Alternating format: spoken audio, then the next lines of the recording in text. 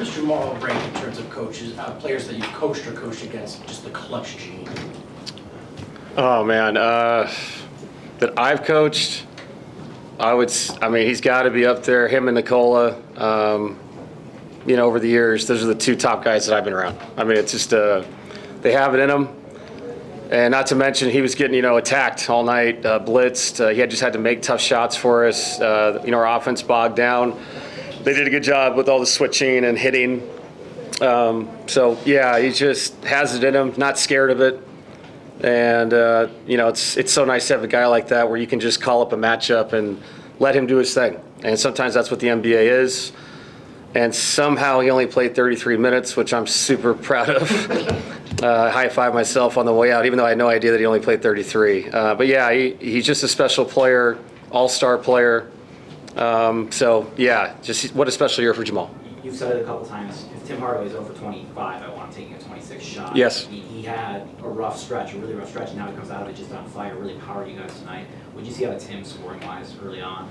Yeah, we needed it too. I thought he got us going there. I think we went up 10 when he went on that run.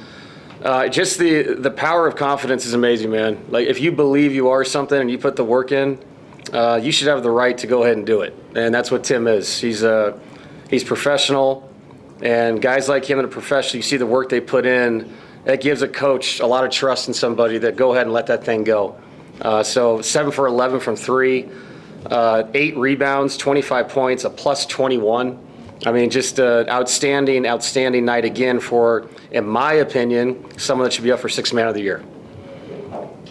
Another good night from Bruce, getting downhill really, really well. What did you kind of see from him out there? Yeah, and I thought that unit flipped the game a little bit defensively as well. He picked up, he pressured people, but to your point, 5 for 7 from the field again, 12 points. And I was so good to see him shoot the 3. When we made the nice pass to the corner, he let that thing go. He's got to keep doing that and trust himself.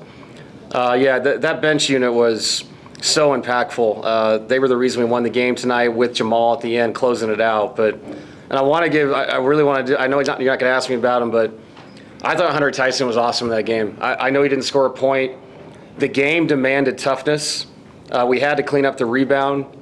The way we were guarding Michael, it's like you're rotating, you're contesting late, and Hunter just played with great energy. And sometimes somebody's floor game is really impactful, and that's what those guys did. Bruce, Hunter, they just flew around and competed, and that was enough to score just enough points to win the game. But he was a big part of that. So that whole bench unit, Bruce included, very impressive. What were the challenges in guarding Michael tonight?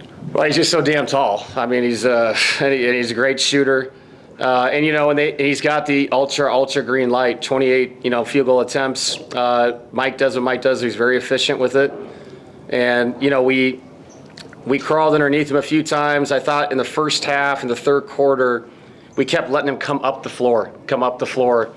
And sometimes when a guy's that big, that's enough for a guy like the 6'10" shooter like that raises up. Much better job, I thought, in the fourth quarter of sending him down the floor, making him work harder to come get it. But, good homecoming for Mike. He had a great game, sat it out. I'm just glad we got the win. Coach, free throw shooting is always an issue. What was going through your mind when you're trying to get the ball in bounds late and it happens to go to Valanciunas? I was fine. I mean, they put 2 people on Jamal Murray, so somebody else is going to have to get open. JV's a good free throw shooter. Not to mention he's played for so long. He's been in those situations. He's a guy that started in this league for a long time. We've done a really good job all year getting the ball in bounds.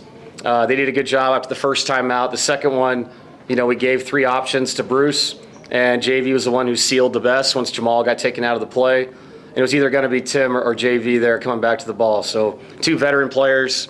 If either one would have caught it, I would trust they'd make the free throws, and luckily they did. Only 6 turnovers for you tonight. Jamal's scoring so efficiently, and that's going to get a lot of the credit. He's continuing his assists, but the turnovers stay so low. Yeah. What is it with his game where he's able to be this type of player where he's not only efficient, but he's seeing these blitzes and not turning the ball over? Yeah, I think there's zero thought right now in his mind to try to attack something that you don't need to attack, if that makes sense. If the open man's open, throw him the ball. And if that leads to 1 pass, 2 pass, and somebody else shoots it and misses, that's okay because he's done his job. And that's what great players in the NBA do. They attract multiple bodies. And then your job is to involve your teammates, and that's what he did. And to your point, I just think he's so clean right now in his mind of how to play. When do I score? When do I attack? When do I give it up? Showing the other team that he's willing to give it up right away is a big deal. And that's got to continue, because once we have our full complement of players, there's going to be a lot of shooting out there. So if they're going to put 2 people on him, I think we're going to be all right.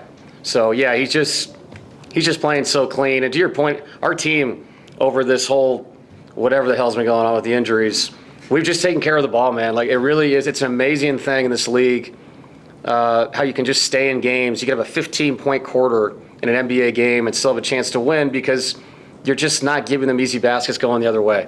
And there's a lot of great teams in the past, teams that I revere, some of the Jazz teams from way back when, the teams that they just never turned it over. And it always leads to, wins that you wouldn't think you come out with, just because, you're just giving yourself a chance, and that's all you want to do. So credit to the players, just trying to be quick with their decisions and shoot the ball when you're open. You talked about the power of belief, but when you weren't able to close out a close game, and then you follow that by getting it done when it looked tight, how important is that moving forward? Yeah, and I think this has been an interesting how many weeks, but we've won a lot of close games. The other night, Detroit, we had a chance. Obviously, we missed some free throws at the end, but yeah, we put ourselves in games, and for the most part, we've closed them out correctly.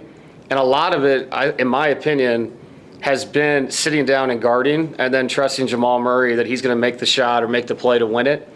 And belief is a big part of that, because if you go into a game and you think, all right, maybe we can stay in this game, those guys in there think, let's win this game. And if we're in the game, we're going to win the game. So that's a credit to them, and it's a credit to all the guys that we've played this year. There's a real belief in the locker room. And I would say this, man, it says a lot about this team. Looking at the stat sheet, you got 9 guys of the 10 that play with an assist.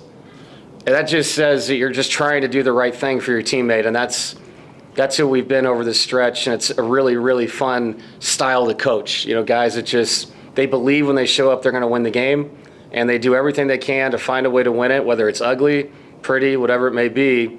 It all counts the same in the end. What is the talk on the bench when you do give up that lead, though? Is it like that? Like, just settle down, we're fine? Yeah, and I think it's, instead of all the movie, let's go, all that crap, it's more like, all right, what can we do better, to flip this, as opposed to all the rah-rah stuff. Sometimes that's needed, but I think sometimes it's more, take a deep breath, and why aren't things going well? You get 2 minutes and 40 seconds or a minute 15, whatever it is, to talk, and be an adult and talk to each other.